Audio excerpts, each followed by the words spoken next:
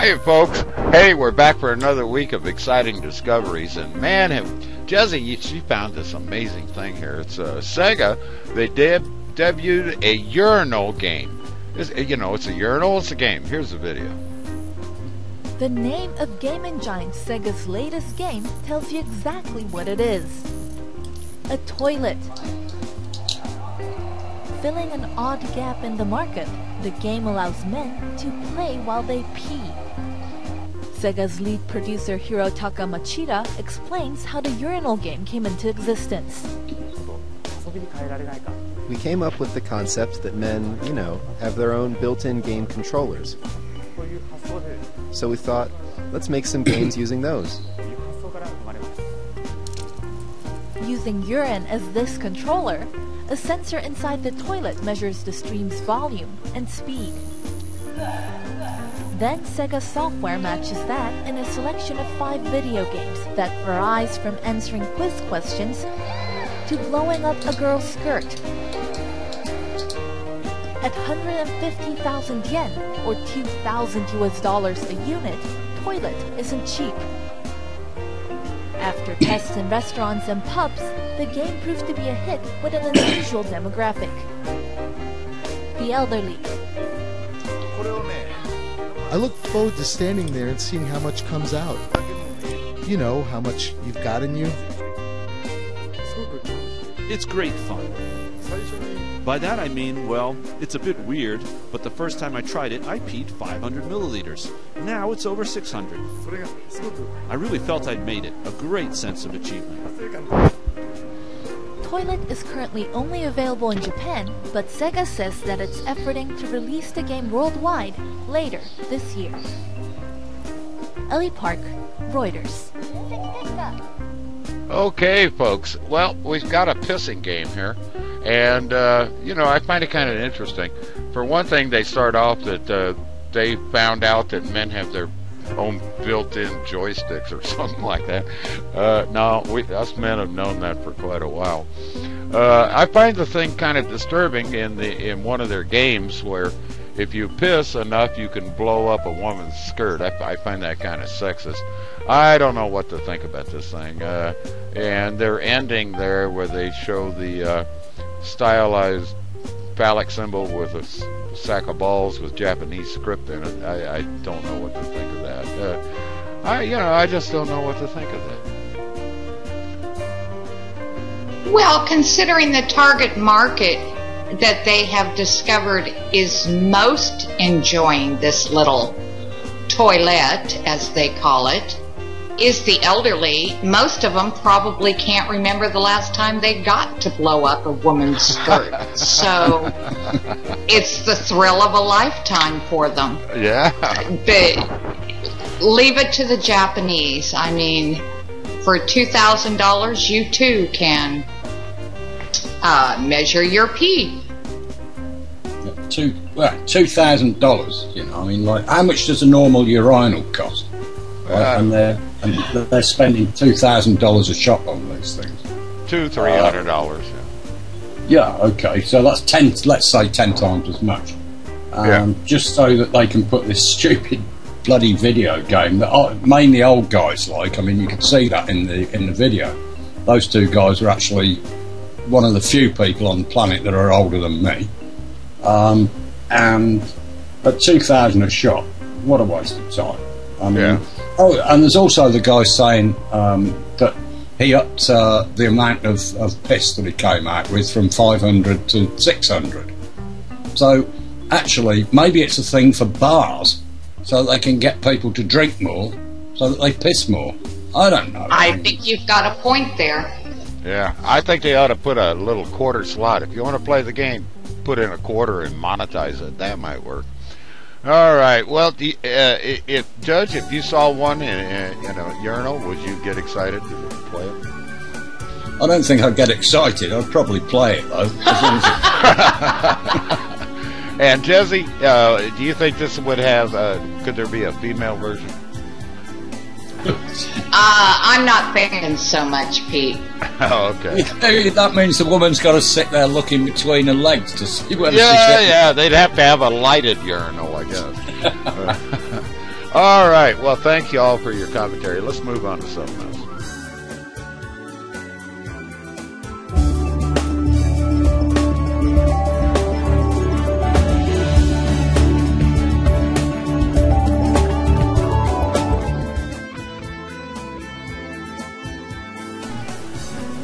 Okay, folks, another adventure in toilet paper here. Charmin's got this ad. I want you all to look at a little segment of it.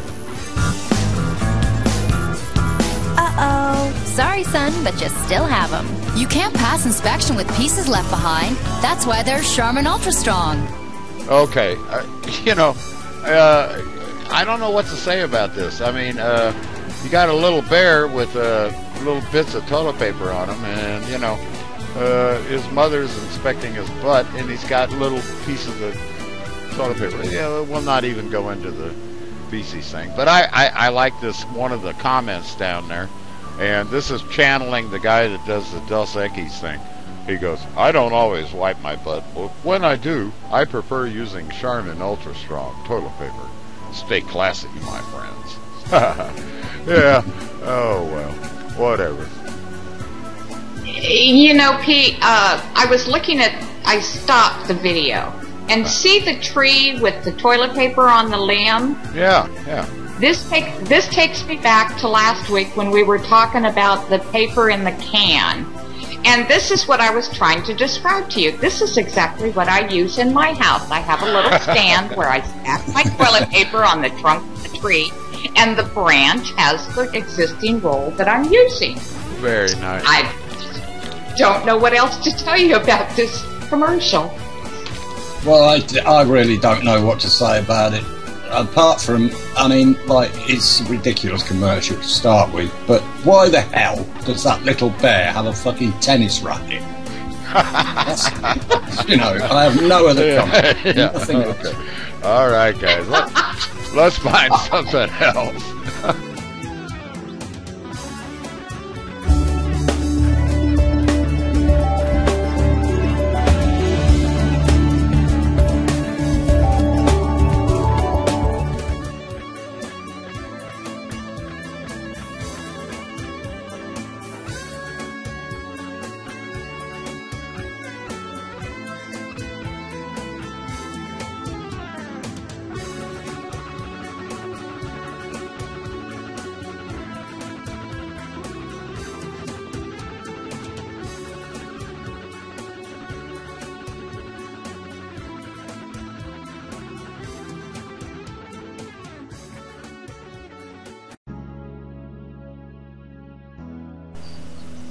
And then we got this from the Telegraph. Pretty nice paper there. I guess that's in London. I'm sure Judge could tell me. But it's one of the most renowned papers actually in England. Yeah. I'm kind of liking their stories. Well, they got a study reported in the British Journal of Dermatology. I mean, it sounds like a fancy place. And they've been studying about scratching and itching, and they figured out that the ankle is the best place to scratch. Your body itches a lot of places, but when you scratch your ankle, that's the most satisfying spot to scratch. What do you guys think? Well, I think and I think most guys would agree with me. The most satisfying place to scratch is your balls. Okay. Because it's like it's something that we do.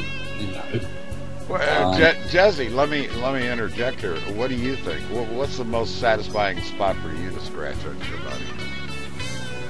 The one that itches.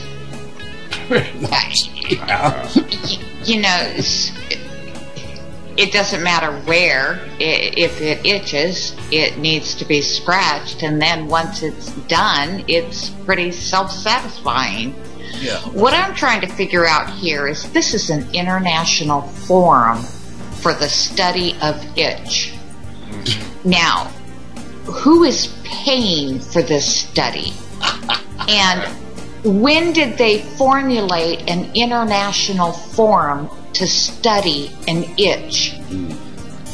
Well, Yeah. the whole And point. why? One of the points I want to make here is the itches were induced on 3 parts of the body: forearm, ankle, and back. So what about the other parts of the body, like your butt, for instance? You know. Yeah, scratching your butt, that's pretty normal. Especially for dumb people. They go, Yeah.